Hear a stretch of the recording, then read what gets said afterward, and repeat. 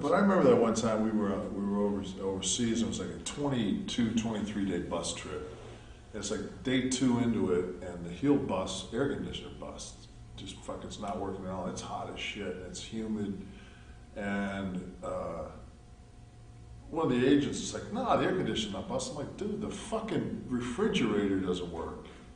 I mean, the refrigeration, it's just, now it's another day onto it. So finally, we're in the back, and all the guys are sitting in their underwear playing cards. It's so hot on the bus.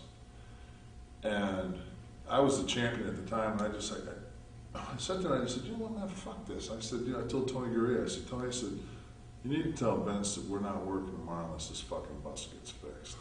That's for me and the rest of the boys in the heel bus. And lo and behold, fucking next morning, that bus was fixed. But it was just like one of those situations. But when I said it and I went to bed that night, I didn't sleep a wink because I thought, you know what, I'm going to have a ticket fucking home in the morning because, how dare you fucking say that the conditions aren't right. You're lucky to have a fucking job. That's it. But, as time went on, it's guys like, I always feel there's 2 times when you have power. When you don't have anything and you don't care, or when you're secure and you don't care. Like, because I'm sure Warrior would have sat on that bus with no AC. Well, I get it, you know what I mean? Like, right. The bitchy wheel gets the grease, Like, I remember it wasn't long after that when we started saying, tell them to get Corona or Sol beer. Get the Mexican beer. We're not drinking that fattening ass German beer. Have 10 cases of beer on that bus, iced down every night. Yeah, because you drive for 5 hours and you drink that damn German beer. It's one thing if you drink 1 or 2 beers a night when you're like us, a couple of cone heads, and you're drinking, 24 beers until they're gone. Yeah, exactly. Stop and get more. But I mean, it's a completely different situation. But it was one of those deals. Like if you, then it becomes a situation where it's like a kid that cries. It doesn't take them long to realize, well, the only way I'm going to get these people to respond to me is to fucking be a prick and a bitch. I remember one time me and Hunter were... And as the man, you're kind of... Right. You're the champ. You have to do that for the boys. Like, you're the one, and there were champions in front of us that didn't do that. They just were worried about themselves and didn't give a fuck about what happened to the guys that were underneath them. And I remember one time me and Hunter, he drove with me, and we got low on gas. It was a blizzard. We left late. He was pretty new. And we were going, I think it was to Wilkes-Barre to do a television taping. And we're dragging our back. Frank Zane, right? I believe it was. And we get to the back door, and I said, watch this and learn. Because they were fucking furious, because I had a ton of interviews.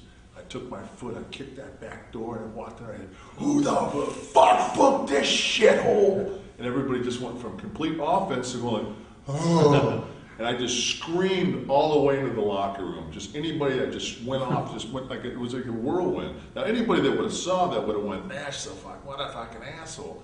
It was a game. The whole fucking business is a work, and I'd go in the locker room, sit down and go, okay now. You're pretty convincing when you do that. Well, I've had some practice. you're pretty good at it. I'm a good screamer. I think ask anybody that's asked my... Remember that time we backed Bischoff down in his office after he fired a kid?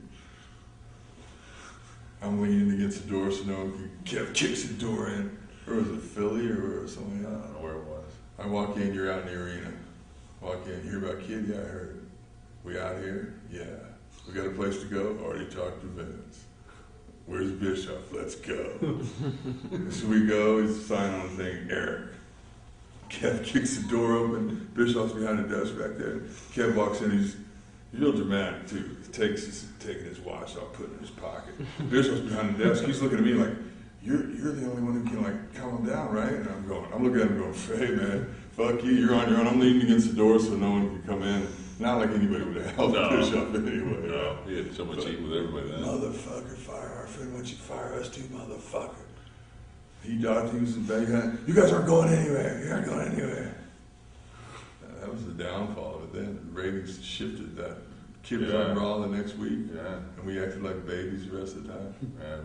We took our ball and went home. Taylor was an agent then. But it was great because we were hot, and then they went, a kid went over there, and then they showed up like Norfolk and said, give us our guys, we got Nash and Hall hostage.